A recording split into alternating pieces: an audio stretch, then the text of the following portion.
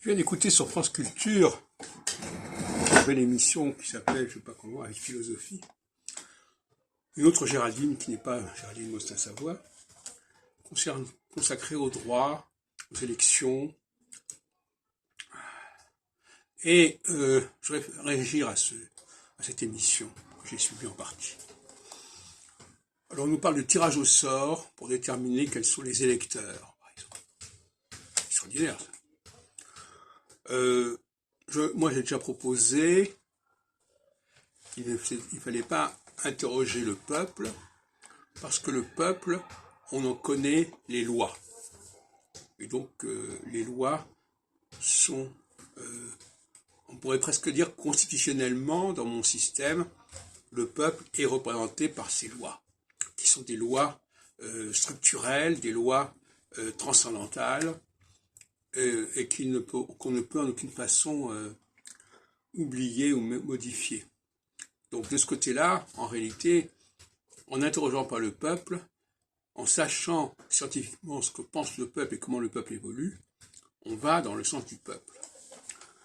Deuxièmement, il y a une référence, on oppose d'un côté la capacité de changer les lois et la volonté de connaître l'esprit originel de ces lois, en remontant aux pères fondateurs, etc.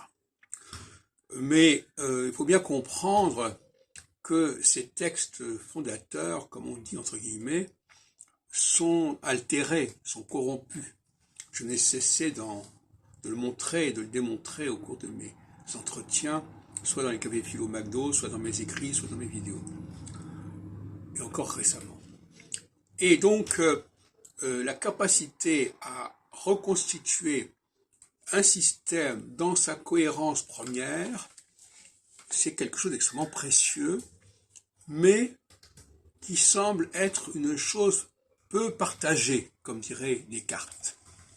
C'est-à-dire que peu d'individus semblent capables de reconstituer et de restituer la cohérence première de nos traditions, de nos langues, de nos pratiques, de nos lois, etc.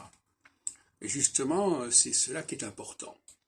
Il est important pour une société de disposer de cette élite, si on peut dire, capable de nettoyer, j'en ai parlé l'autre jour d'ailleurs, de nettoyer ce qui a pu être abîmé, ce qui a pu être corrompu, la crasse qui a pu s'accumuler.